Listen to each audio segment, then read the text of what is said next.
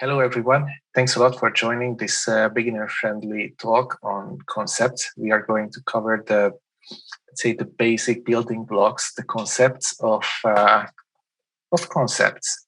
So before we jump into the details, let me introduce myself. My name is Sandor Dargo, and I work as a principal engineer in Amadeus. So we are mostly dealing with airline reservations, but also with cars and rental cars and insurance. In my free time, I'm an enthusiastic blogger. I write mostly about, C++ and a bit about the books I read, or sometimes a bit of career development, or even about Stoic philosophy that I find really interesting and useful in our lives. Well, I used to travel a lot with my family, even when the kids were really small. But for obvious reasons, it's not really the case anymore. So I try to experiment with sourdough baking in my free time. That requires less restrictions, let's say. But that's more than enough about myself. Let's have a look at the agenda, what we are going to talk about in the coming 60 minutes. So first, we'll see why do we need something like concepts? What problems do concepts solve? And then we are going into finer details like what are concepts and what are constraints, how we can use concepts with functions, how we can use them with classes, then how can we write them? We'll a little bit even cover like how we can test or classes with concepts, or the other way around, how we can test the concepts themselves that we write with some, let's say, some real life examples. Okay, so I'll keep an eye on the questions, but probably I'll take them at the end. If not here, then I'll join one of the Discord rooms. So why do we need something like concepts? We'll start with some very basic example, let's say. We want to have a function that adds up two numbers. And we have to support different numerical types. So we start writing overloads here. There is one for integers. There is one for doubles. Well, it's fine, but it's tedious to write, and you cannot really write them all. I mean, how many types do you want to support like that? It becomes really verbose. And it's not really the problem that is verbose. Well, you write it once, you read it, well, it's not nice, but the bigger problem is that you have to maintain this code. And then you have to modify so many different versions. So obviously, this is not a good solution. Then you can think about using templates. You have only one version, but the problem is that templates, they allow anything. They don't do any checks on their own. So for example, okay, well, you can use integral values, you can use floating point values, and then what happens if you try to add two characters? Well, you might expect that they would be concatenated, but it's really not what would happen here. And that's pretty much the problem, that you have no constraints at all. And potentially you have unexpected behavior. It might behave differently than you expected. And maybe that's not what you wanted. So, okay, there are other solutions. We can forbid some template specializations. That's it's not bad. I mean, here you can see in bold that, well, for example, for strings, we can just delete this specialization. It works. In this case, this function call would result in a compiler error. But the problem is here, again, that this doesn't scale. Like, how many different overloads do you want to forbid? So you can use type traits. Again, this is a step forward. So you see that we allow only integrals and floating points, and it works. Probably we have even a nicer error message. I say probably and even hopefully, because with static assert we define at least part of the error message. So hopefully it's something meaningful. We have less overhead than before, but the problem is that even though everything is at one place, it's in the body of the function. So it's not really like in the signature. If you write it well, it's at least on the top, but let's say it's still kind of a hidden requirement, and you cannot intuitively reuse it in an easy way. So what else can we do? We can use concepts with C++20, because with concepts, well, don't really, we are not trying to go into the details regarding the syntax now, but you can easily write something readable. It is reusable because you write your concept once and then you can reuse it as many times as you want, like normal function otherwise. It is scalable because it's reusable, and it's safer, or code will become safer with it because we can limit what kind of types we accept in a template. So there you go. We have concepts to solve the problems that we solve. But what are really these constraints and concepts?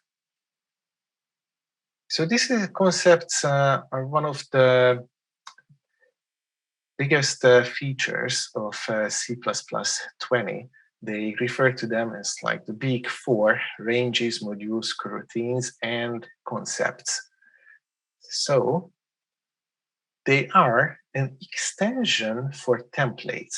Some say that they are an extension for templates, but at some talks, Bjarne even said that it's not really an extension for templates, it's a completion of templates, because he was dreaming about these, I think like even in the 80s, back in the beginning, but well, let's say the time was not the best to introduce it until now. So we have some compile time booleans now, with which we can validate template arguments. And if you've been familiar with concepts for a longer time, for a couple of years, you might saw this syntax where we put bool in front of the concept, and usually we use the uppercase concept names.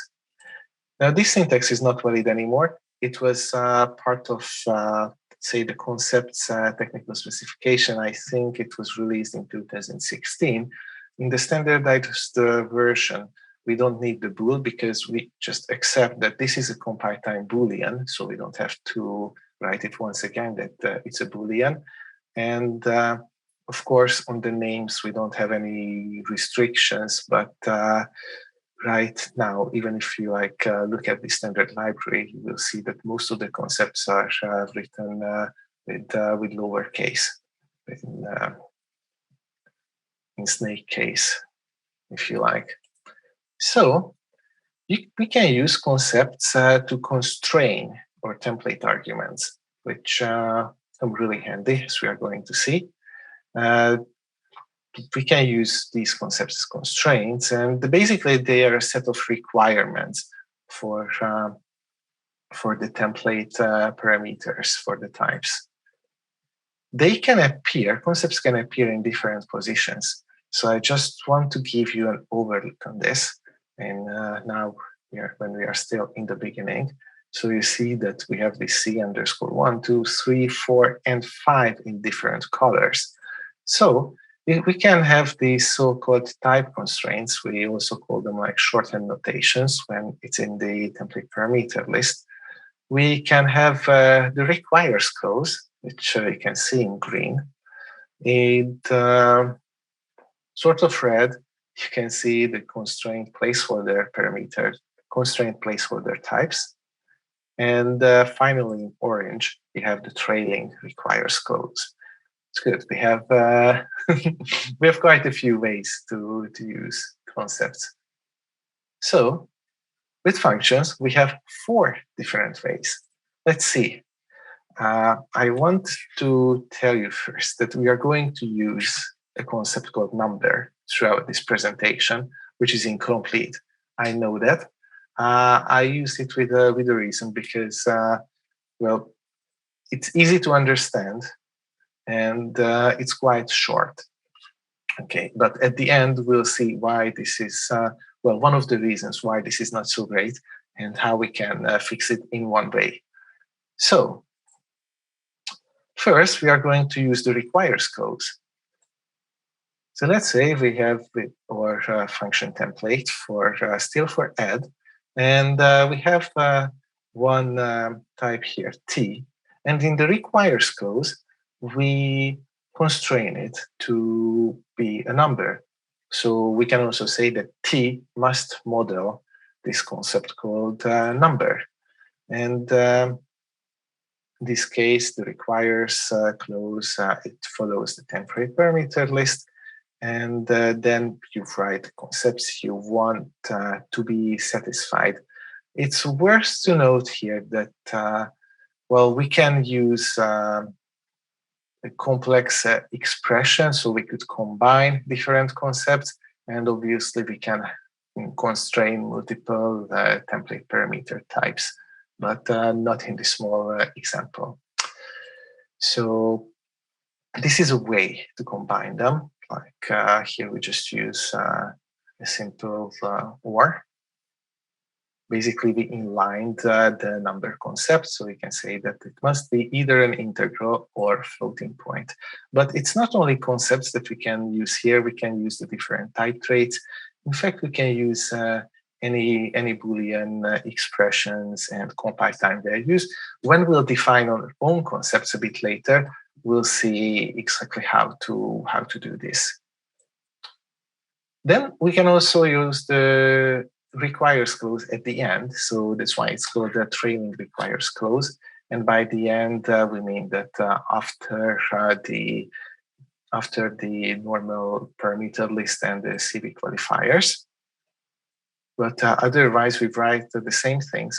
And but apart from its position, it works pretty much the same way as normal requires clause. So we can still combine different concepts, and well, we can constrain multiple parameter types.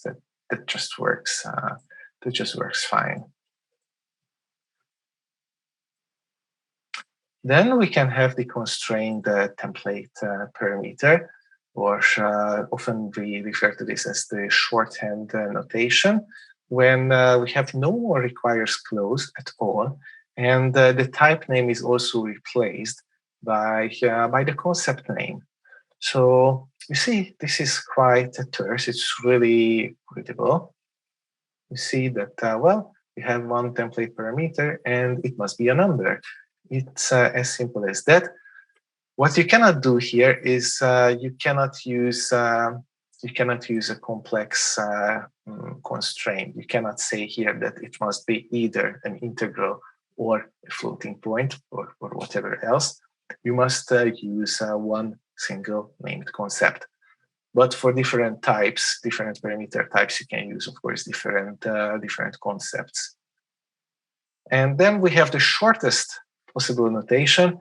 They're even called abbreviated function templates, where we only use concept name auto for the parameters, for the function parameters. And as we already got used to it in earlier versions with auto, this is like automatically function template. And as you can see, we can use the auto for the return type as well. So we have no requires clause. We have no template parameter list at all. This is really short, really readable. What is worth noting here that you must use auto before after the concept name. I think there were some debates before in the committee, like how it should be used. only with concept name or with concept name auto, but luckily it became this syntax concept name auto, because if you don't put there the auto, you have no idea. Well, you have to check whether you have a concept name there before the parameter name, or is it a class? Is it a concrete type? So we go with concept name auto. And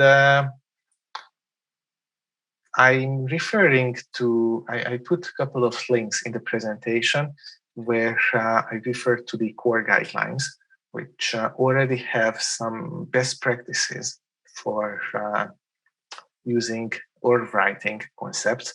So you have to understand that concepts is new, and to have best practices, it takes time. So in the core guidelines, there are not a lot of recommendations for the time being, and most of them are still following the old syntax of the concept technical specification.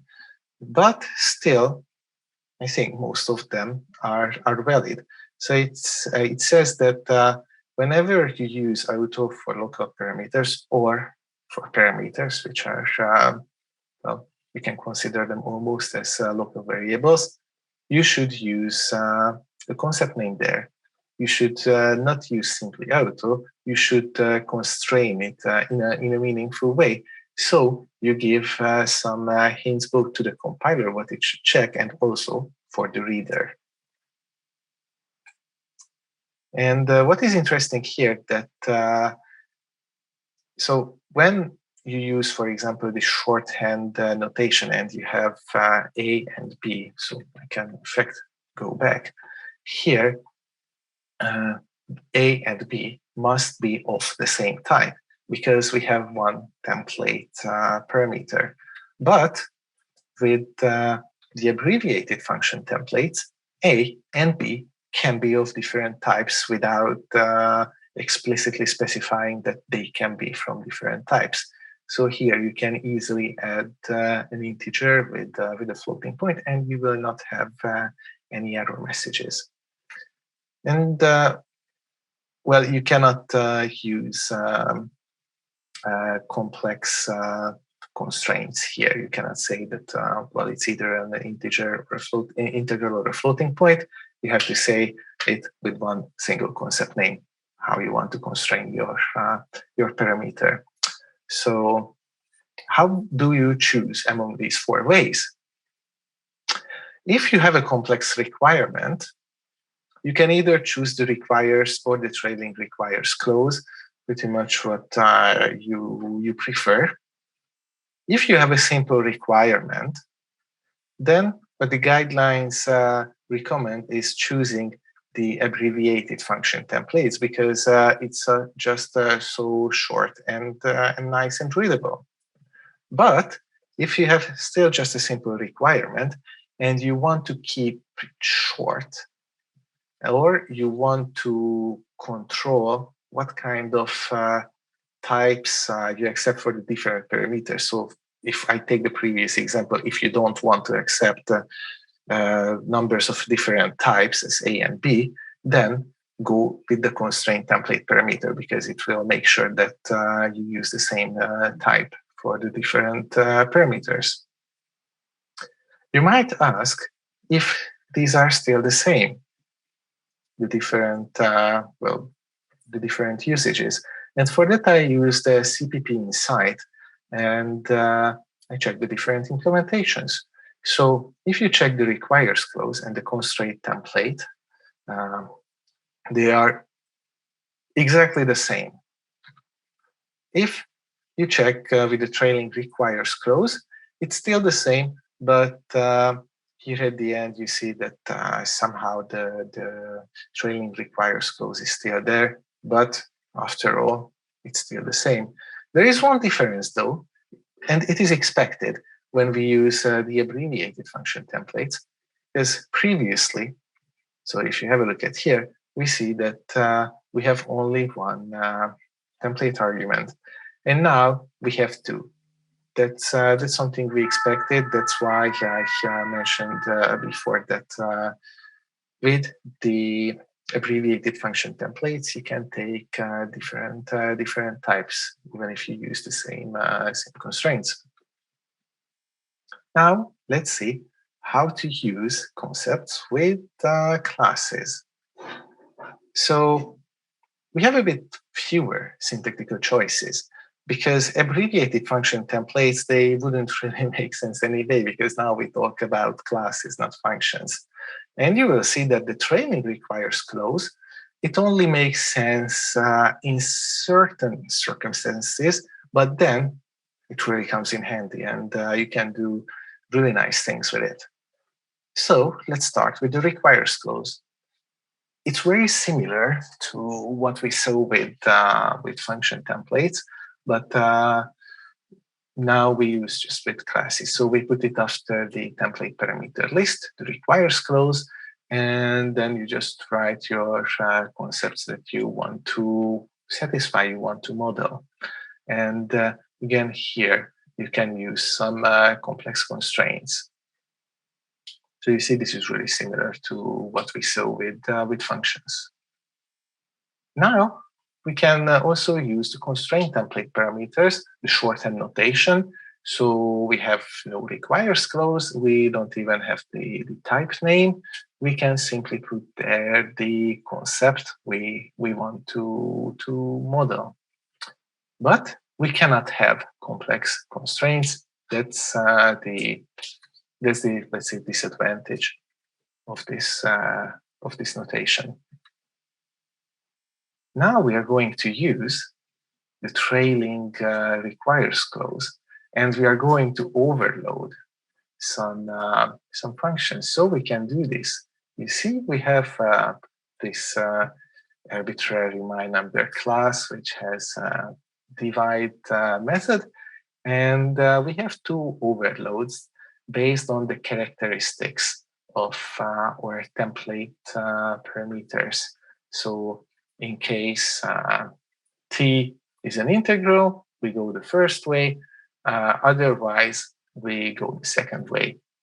Now, this is not something we couldn't emulate before with C++ 17 or even before, but it becomes much simpler and more readable with C++ 20 and concepts.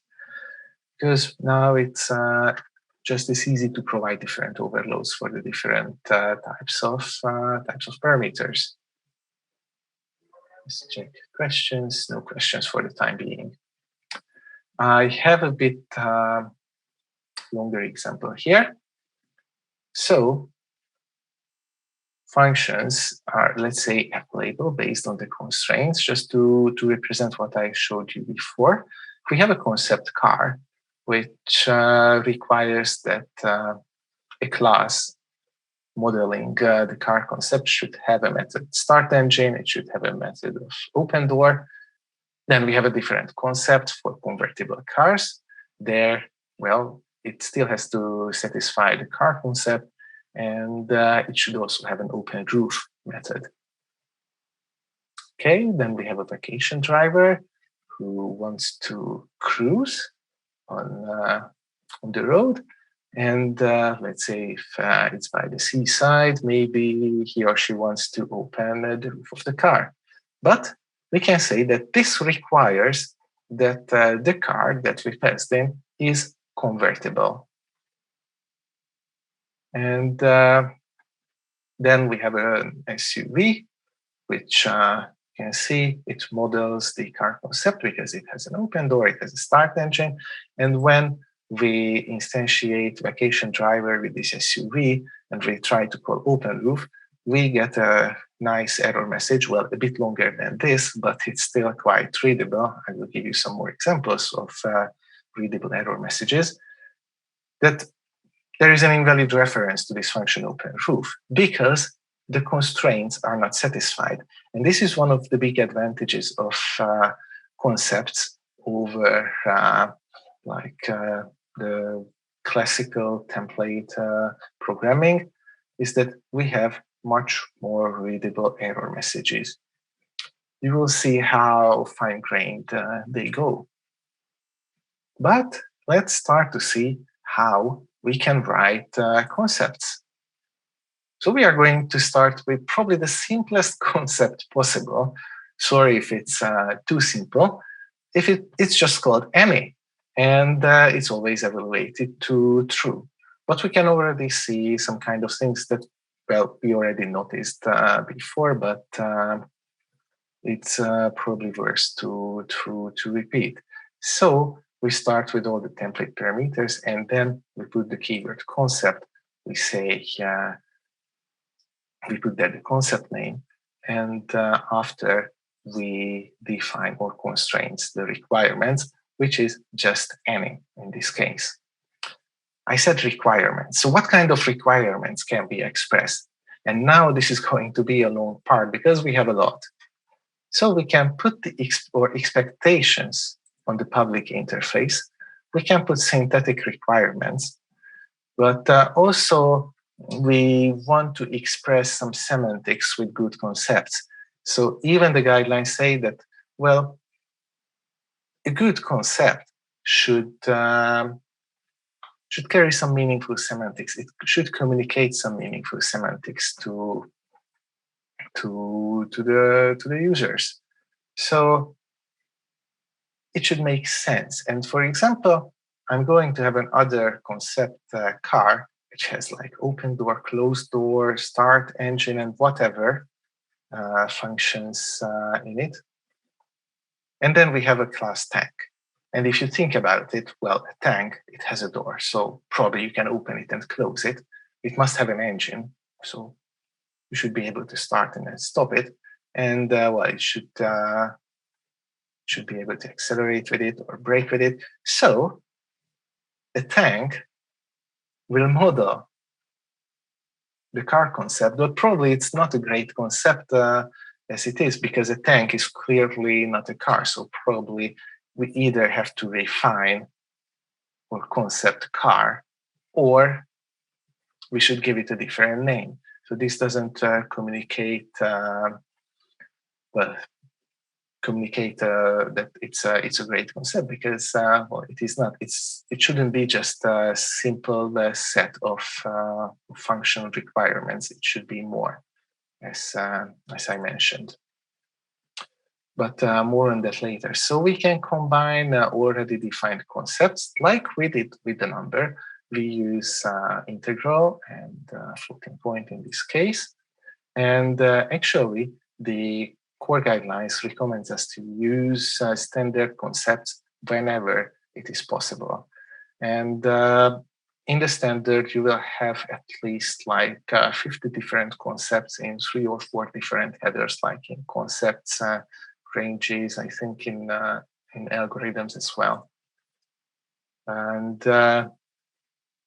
obviously, you can combine the already user-defined concepts. And you can use them in more or less any logical combination. But what do I mean by more or less any combination? So let's see.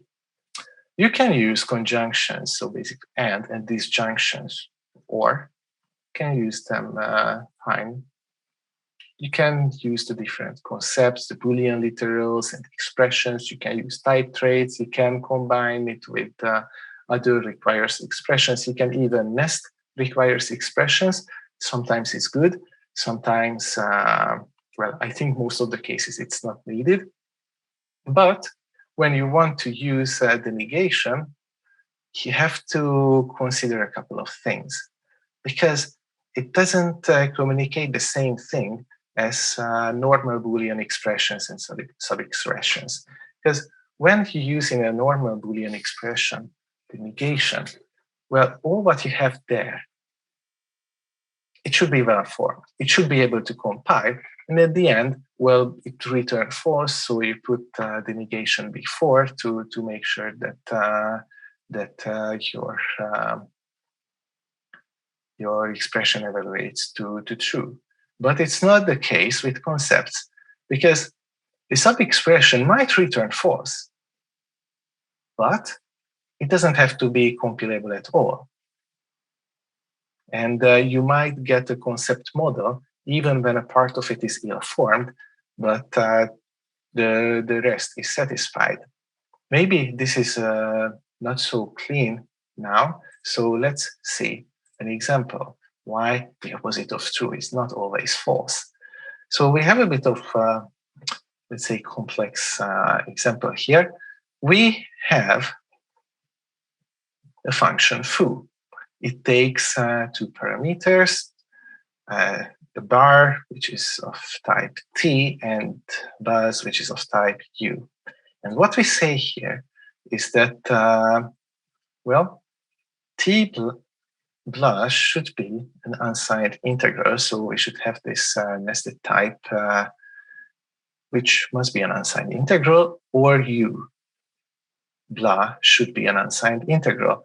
And you see that we have this my type, which is using blah as an unsigned integer, and then we call foo with my type and with 42.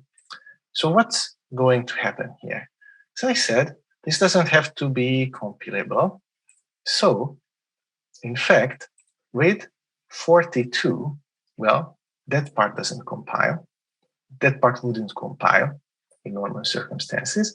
But with concepts, what we say here is that, well, at least one of these two expressions should be true. And even though in this case u blah wouldn't even compile because it doesn't exist, t blah does, and it is an unsigned int. So this will compile. And what if you really want to say that, no, that's not what I meant. I want t blah and u blah, they both should exist. And I want that at least one of them should be an unsigned integral. You can do it. You can do cast to Boolean, or there is another bit more verbose, but way more explicit way to do this. So C++ is great because we always have many ways to do the same things, right? So to express that both t blah and u blah should exist, it should be compilable, and one of it should be an unsigned integral, you can use this cast to bool. And you might say, but it doesn't really make sense. It's not nice. It's you really have to understand what is behind, because it's well, this is not readable. This is not clean code, and I agree with it. So in this case, nesting some requires clause is better. So you can say that, well, we require that this t blah exists with a keyword type name, and we also require that u blah exists. Okay, both should be true, and one of them should be unsigned integral. So in this case, I think nesting requires is better, and the more verbose solution is better, because you look at this and you understand it without deep knowledge on concepts.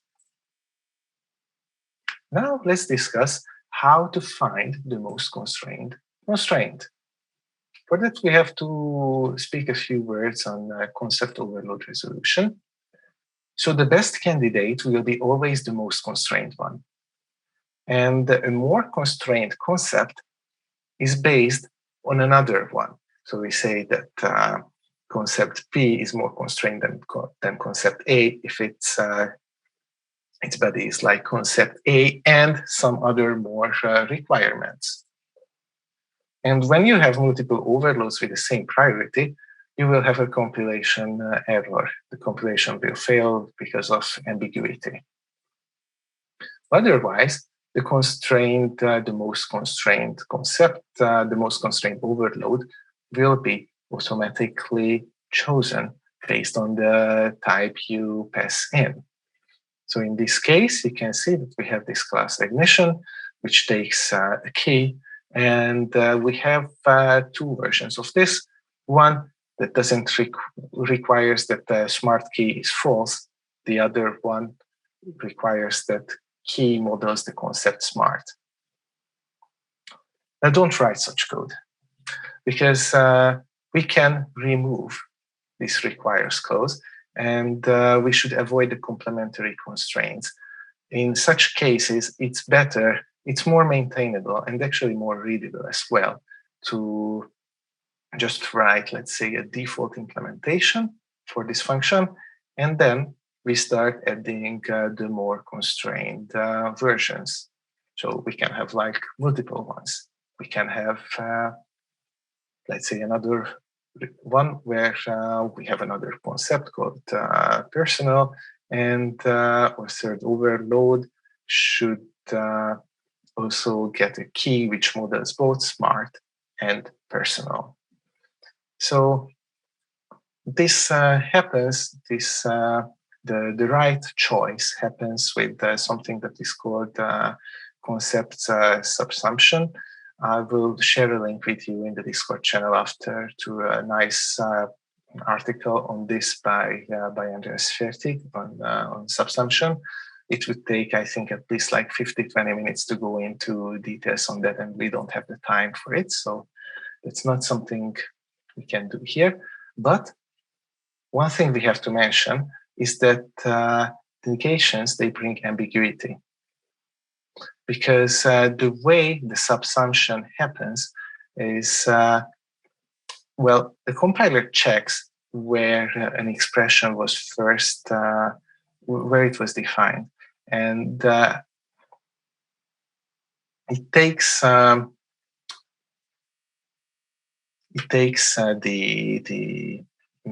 negation with it, and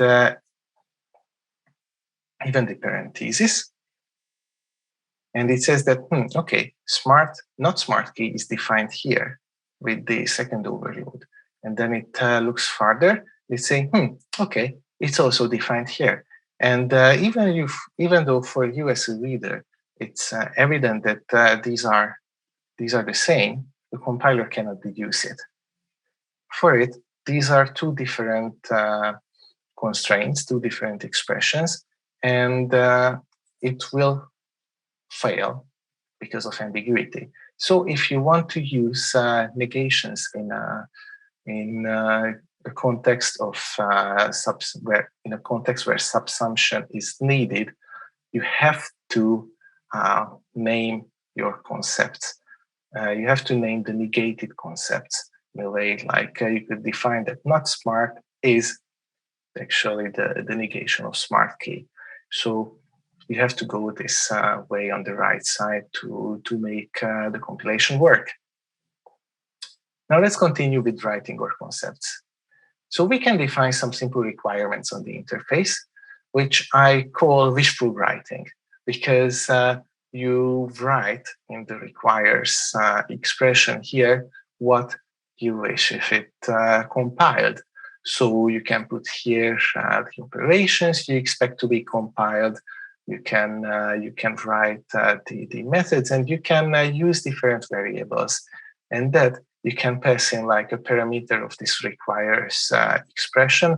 So if for this power method you need an exponent, which should be an integer, then you just list it, and the compiler will know how to deal with this. And what is important here to mention that if you want to write good concepts, so you shouldn't just say that, well, you want a number and, well, it should be edible. You should require a complete set of operations for a concept. So if you deal with numbers and you approach it from a different angle, so you don't say that you either accept the built-in integral or floating point types, but you want to build your own numerical types, you shouldn't just say that it should be edible, but you should express that, well, all the, let's say, all the normal numerical expressions should be listed in your concept. And the guidelines also recommends, and I completely agree with it, that it's better to define your concepts in a way that you show how it should be used, rather than you start making requirements that, hey, operator plus should exist. No, you should say that, well, you should be able to use it with, in this context, like A plus B. It's much better than writing down that you need an operator plus. So these are the simple requirements. And here what we don't have is, for example, return types. We can make requirements on return types. They are also called like compound requirements. And you can constrain the return types either with convertible to, which is a concept itself, or with same as. And you can do it this way. So you have to mind the braces around this expression. There's, then you have the arrow, and then you either put either convertible to or same as, depending on what you want. In this case, we just say that, well, the return value of the return type of square should be something that is convertible to an integer. And in the technical specifications, so with the earlier syntax that was released a couple of years ago, you could use bare types, but it's not possible anymore because of some future generalizations that will hopefully happen in the coming versions. You can define so-called type requirements so that a certain nested type exists, something that we already saw with one of the examples. We can say that the class template specialization should name a type. We'll see what it means. And there is also a third one, that an alias template specialization names a type. So let's start with the nested types. So here, well, I just called the concept type requirement with the type name T, colon, and then the nested type name. We make sure that any type that models this concept has a nested type value type. And in the first example, so the first one will compile because a vector has an inner member type, value type. It's probably something you already had to use. But for the second one, where we just use an integer, the compilation will fail because an integer doesn't have any member type. And you will have something like that. So error deduced initializer doesn't satisfy placeholder constraints. The required type name T, value type, is invalid. And if I had more space on the slide, I could even show you that it tells you on which line and with which type it is invalid. So it really gives you all the details that is necessary to track down the error easily. And it's similar with the nested template specializations. So in this case, I changed the concept type requirements. So here we require that this class template other with the type T should be a valid type. Okay, but I wrote this class template other in a way that it doesn't accept integers, because in its requires clause we say that well, T cannot be the same as an integer. So what's going to happen? First, we use a character. It's not an integer, so it's fine. But then, with an integer, you get again a nice error message that other T is invalid because of some constraints not satisfied. So it tells you that this requires same as T int for struct other with the T int. Doesn't satisfy, doesn't model the requirements. That's extremely readable. At least I found it extremely readable, even if this message is dispersed through several lines, but they are not very far from each other. So it's quite easy to notice, let's say. I mentioned that we can use nesting, but it's often an overcomplication. So in this example, we have a struct droid, which has a clone. And then what happens when we try to write our Droid v2? Well, what happens is what usually happens. We copy paste some code, and we forgot to update, in this case, the return type. So Droid v2 would clone itself into a droid, which is probably not something we want. So we can use this concept cloneable, which requires two things: that a type that models the cloneable concept has a clone method, and that the return type of this clone is the same as the type itself. And it helps us to catch an error, because it will tell us that, well, this nested requirement is not satisfied with Droid v2 because it doesn't return Droid v2. But as I mentioned, we could do this simpler. We can just say that with a compound requirement that, well, there should be a cloneable.clone, right? But it should return the same as its type. So you don't need the nested requirement in this case. And in many cases, I found that we can fall back to easier solutions. But we should remember that in some cases, the nested requires expressions are useful. So, for example, if you remember when we had to cast to bool, or we could use a nested requires expression, the longer the nested version was, the more readable one. So let's jump to some other examples. Let me drink a bit. And at the end, I will come back to the questions. So what's the problem with the numbers concept that we defined in the beginning? The problem is that we accept integrals and floating points, but there are some integrals that are not at all numbers. For example, booleans and characters, chars, they are integrals, but probably you don't want to add them together. You don't want to add true and false, like you don't want to add 1 and 2, because, well, you will really not receive 3 over there, but something else. So what can we do? We can forbid the unwanted types. So no booleans, no characters. I know it's a bit long.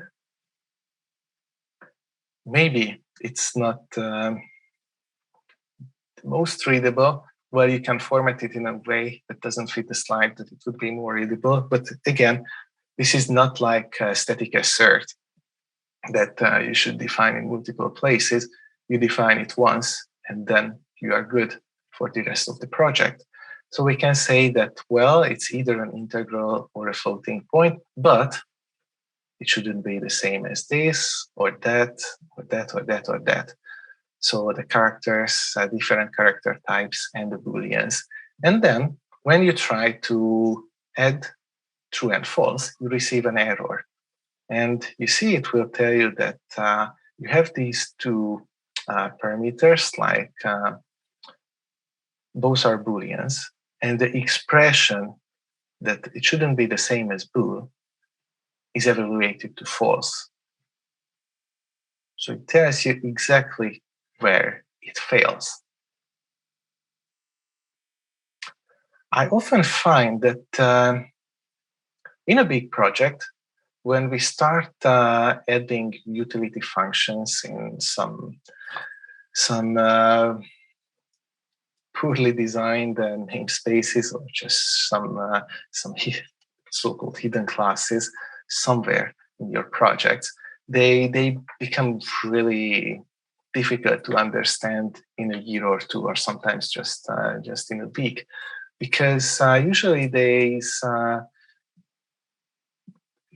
well, if you use them as templates, they will take any type, and you will have no static assertions, because, well, they are just utilities that you wrote on the fly, and you use often bad template parameters like t, u, whatever, And it's really difficult to understand because of the lack of documentation what kind of types you could use those methods with.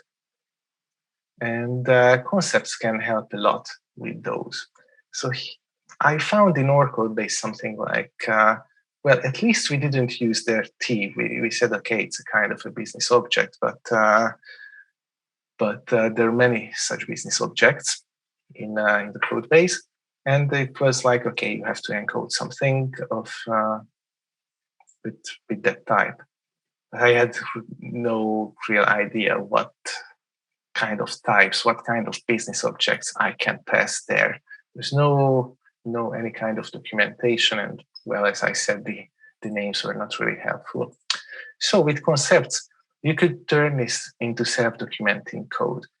If you don't use naked T's, well, in this case, we didn't use T, but still it was not really a meaningful constraining names. And your typed names shouldn't go unconstrained. You should always use some constraints. And that's what the core guidelines also suggest, that you should always specify some concepts for all your template arguments, because it will help a lot your the future readers of the code, so basically yourself. So in this case, for example, we could write that well, even if this will be just used only once, we can create a concept like business object with some encodable stuff in it, without going into details what it is in this case, but you would use a better name. So you can say that it must have this and that interface.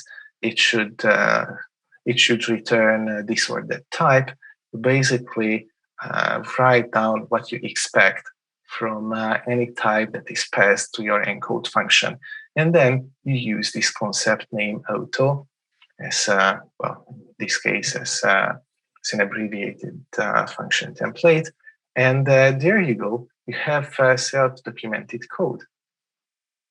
And you might say that, well, I just want to use my concept. I don't really need a concept because I would use it just once, but you can still do it. If you don't want to create your concept, you can just use the requires expression.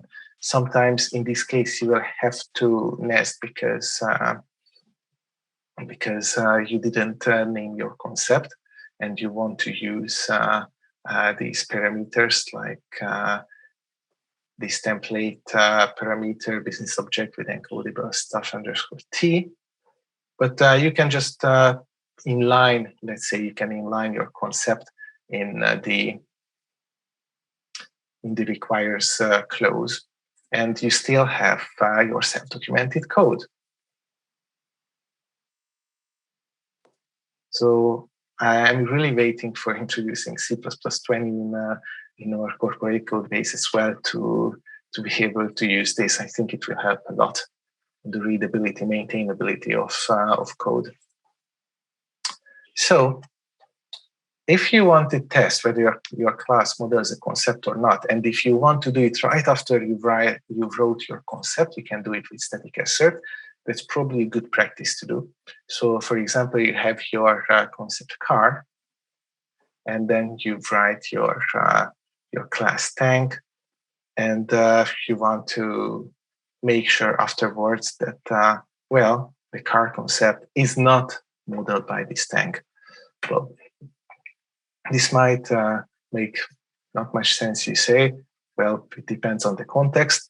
But what makes for sure more sense that if you write a class that you know that it should model the car concept, anyhow you change your class SUV or anyhow you change later on the concept car, you make sure right after the class declaration that it models the car concept. So you can do this with static assert, and you will get some nice compile time check.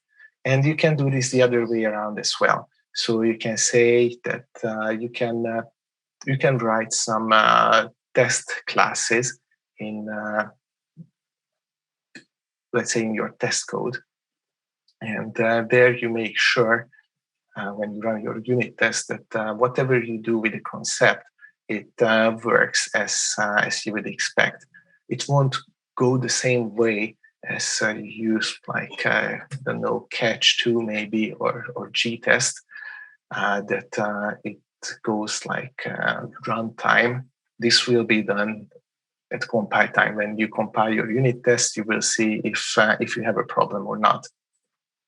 So it's time to conclude because we are almost running out of time. So here are some key takeaways. Concepts will help validate template arguments at compile time, and I think it will really bring closer template programming to all of us because it becomes much more understandable and much more readable. Concepts, they provide a reusable and scalable way to constrain all your templates. And don't forget that the standard library gives dozens of generic concepts already. And there are plenty of ways to define our concepts. So you saw that we can pretty much express anything that we might want to do. And now the call to action. So you might not have C++20 yet, at least not where you work, but probably at home you can already use it. So whenever you can switch to C++20, start using concepts because they will help a lot, both in terms of readability and maintainability. Use them for your application. Use them for your pet projects, whatever, wherever you can. But at least, even if you don't have access to concepts right now, you can use, well, you should not use more naked T's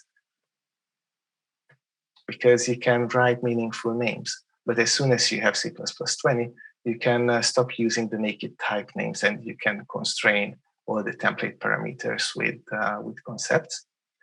One more thing, I wrote a book on C++ concepts, and until the end of the CPPP conference, you can download it for free with this QR code, and I will also post a link to the chat. So no catch there. It's completely free. I don't even collect email addresses.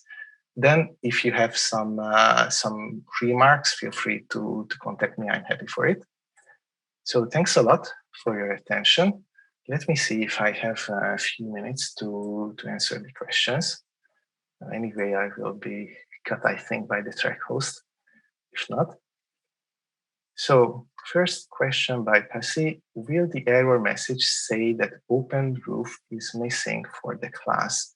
Well, it pretty much says something similar. Let me try to go back. Where was it? It was here. So it says that there's an invalid reference to that function because of the constraints are not satisfied. So it doesn't say it's missing, it says it's an invalid reference. So yeah, it's kind of similar. Then by Jimmy Hu, in page 21, mentioned that the constraint template parameter doesn't support complex constraints.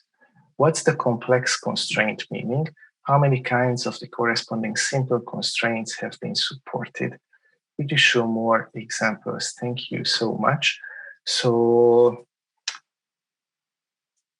okay, what do I mean by complex constraint? By complex, I mean, for example, where was it? When I inlined basically the number concept.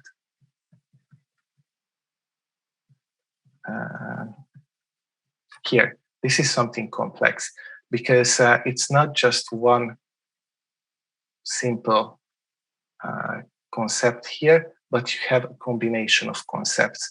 So already when you have more than one, it's something, let's say, complex. And that's why you cannot use here the shorthand notation. That's what I mean by complex. So how many kinds of the corresponding simple constraints have been supported?